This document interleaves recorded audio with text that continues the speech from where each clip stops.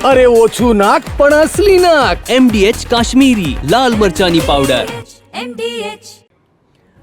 કોંગ્રેસ સાથે છેડો ફાડવાના વિવાદમાં નવો વળાંક આવ્યો છે. નવો પક્ષ બનાવવાની વાતથી પલટી ગયા અહેમદ પટેલના પુત્ર. ફૈઝલ પટેલે કહ્યું કે નવી પાર્ટી નહીં બનાવાય. સમર્થકોની ઈચ્છા હતી પણ વિભાજન યોગ્ય નથી.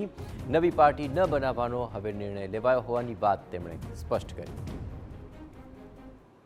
देखिए, जो नई पार्टी की बात थी, अब हमने डिसाइड किया कि हम नहीं करेंगे, क्योंकि लोगों ने सपोर्ट तो दिखाया, लेकिन फिर भी हमने सोचा कि ये स्प्लिट अच्छी नहीं होगी. मैंने सोचा, मेरी बहन का इससे कुछ मतलब नहीं है, मैंने सोचा ये स्प्लिट नहीं होनी चाहिए. लेकिन मेरे बहुत सपोर्टर्स हैं भरूच डिस्ट्रिक्ट में, उन्होंने मुझे बहुत बोला कि आप अगली दफ़ा ज़रूर लड़े, तो इसलिए हमने ओपिनियन निकाली.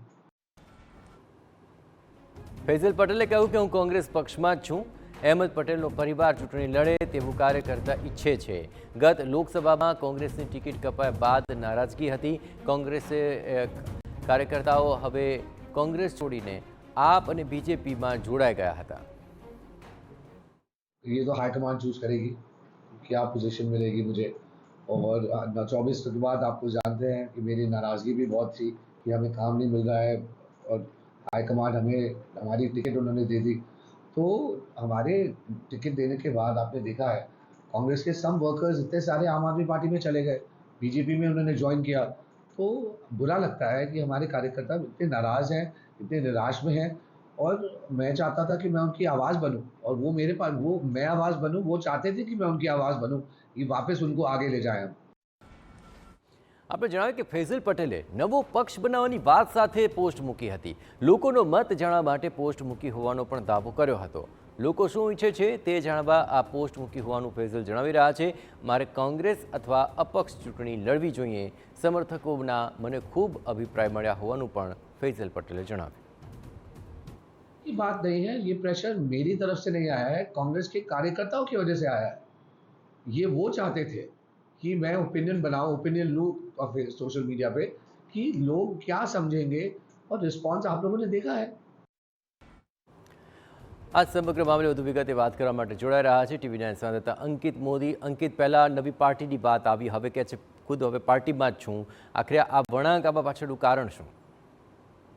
જે જોવામાં આવે તો ચોક્કસ 2024ની લોકસભા ચૂંટણીમાં જે પ્રકારે કોંગ્રેસનું પત્તું કપાયું ભરૂચ બેઠક પર, અને ત્યારબાદ ભાઈ બહેન એટલે કે ફૈસલ અને તેમના બહેન મુમતાઝ બંને ખૂબ જ અપેક્ષિત હતા અને તેમને ટિકિટ ન મળતા તેનું દર્દ આ પોસ્ટમાં ચોક્કસ દેખાઈ રહ્યું છે.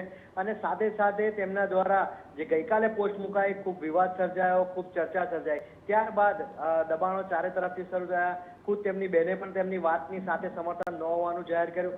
આખરે આ દબાણોમાં ચોક્કસ ક્યાંક ને ક્યાંક ફૈસલ વધ થયા છે અને તેમણે આખરે નિર્ણય પાછો લીધો છે તેવું દેખાઈ રહ્યું છે. તો બીજી તરફ તેમણે પોતાના સમર્થકોના કારણે, સમર્થકોની ઈચ્છાના કારણે નવી પાર્ટી બનાવવાની ઈચ્છા વ્યક્ત કરી હોવાની વાત પણ કરી છે. પરંતુ ચોક્કસ આ એક નવો મુદ્દો તેમના દ્વારા ફરી એકવાર કોંગ્રેસ એપીનો ઉપાડવામાં આવતા આ મામલે કોંગ્રેસનું રાજકારણ ગરમાયું છે. જી બિલકુલ અંકિત, આભાર.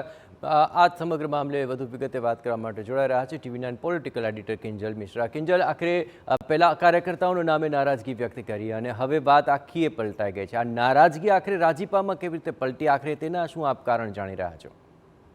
देखो जयेश, फैजल पटेलની વાત કરવામાં આવે તો તેમણે અવારનવાર નિવેદનો આપ્યા છે, તેના કારણે હંમેશા કોંગ્રેસમાં એક પ્રકારે એ ચિંતાઓ ઊભી થઈ છે, મુશ્કેલીઓ ઊભી થઈ છે. અને આ વખતે જે રીતે સોશિયલ મીડિયા પર સમગ્ર બાબત હતી તે મૂકી, અને ત્યારબાદ તેમના બહેન છે મુમતાઝ પટેલ, તેમના દ્વારા પણ ઓફિશિયલી તે વસ્તુને રદ્યું આપવામાં આવે. અત્યાર સુધી આવું ક્યારેય થયું નથી, પરંતુ જે પ્રકારે ફૈઝલ પટેલ, કેમ કે અહેમદ પટેલના પુત્ર છે, અને જે પ્રકારની આખી અત્યારે પરિસ્થિતિઓ સર્જાય છે, ત્યારબાદ સ્વાભાવિક છે કે જે કોંગ્રેસનું જે કેન્દ્રીય નેતૃત્વ છે તેના દ્વારા વાતચીત કરવામાં આવી હતી. ગઈકાલે બંને ભાઈ બહેન દિલ્હી જ હતા, અને જે પ્રકારે આ સોશિયલ મીડિયા પર પોસ્ટો મુકાઈ હતી, ત્યારબાદ અનેક જગ્યા પર આ વિષય રાજકીય વર્તુળોમાં ચર્ચાનો વિષય બન્યો હતો. ત્યારે કોંગ્રેસના જે સિનિયર નેતાઓ છે તેના દ્વારા મધ્યસ્થી કરવામાં આવી હોય, અને ત્યારબાદ આ પોસ્ટ તેમના દ્વારા મુકાવવામાં આવી હોય કે જેના કારણે અત્યારે નવો કોઈ વિવાદ ન છેડાય તે માટેનો આ પ્રયાસ હતો કે જેની અંદર ગઈકાલની જ પોતાની જ વાત પરથી ફૈઝલ પટેલે આજે ફેરવી તોડ્યું છે અને હવે પોતાની કોઈ જ પાર્ટી બનાવવાની વિચારણા નથી પ્રકારની વાત કરી રહ્યા છે. પરંતુ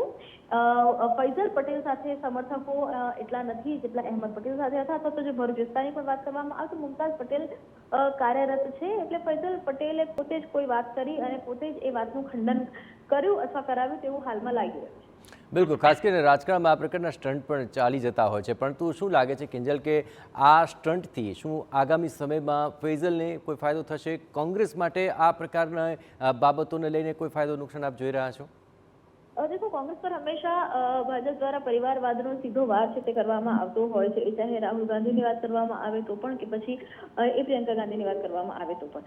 અત્યારે જે વિષય છે તો અહેમદ પટેલ ના બંને બાળકો એટલે કહી શકાય મુમતાઝ પટેલ અને ફૈઝલ પટેલ આ બંને અત્યારે કોંગ્રેસ સાથે જોડાયેલા છે અને જ્યારે આ પ્રકારના નિવેદનો આવતા હોય છે સ્વાભાવિક રીતે કોંગ્રેસને નુકસાન છે. અહેમદ પટેલને ફાયદા કે નુકસાન કરતા અહેમદ પટેલ રાજકીય રીતે એટલા સક્રિય નથી અને તે જ રીતે તેમની એક કોંગ્રેસમાં કે ભરૂચમાં તેમના સક્રિય રાજકારણમાં એ પ્રકારે ક્યારે જોવા મળ્યા નથી, પરંતુ આ પ્રકારના નિવેદનો છે ચોક્કસ કોંગ્રેસ માટે નુકસાનકારક બની રહ્યા છે.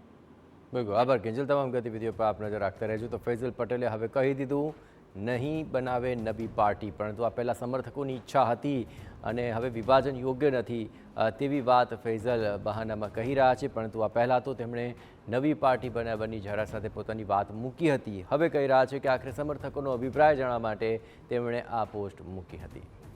MDH ચણા મસાલા, હવે છોલા હોય કે ચોળા, સફેદ ચણા હોય કે કાળા ચણા, બધું મજેદાર બનશે.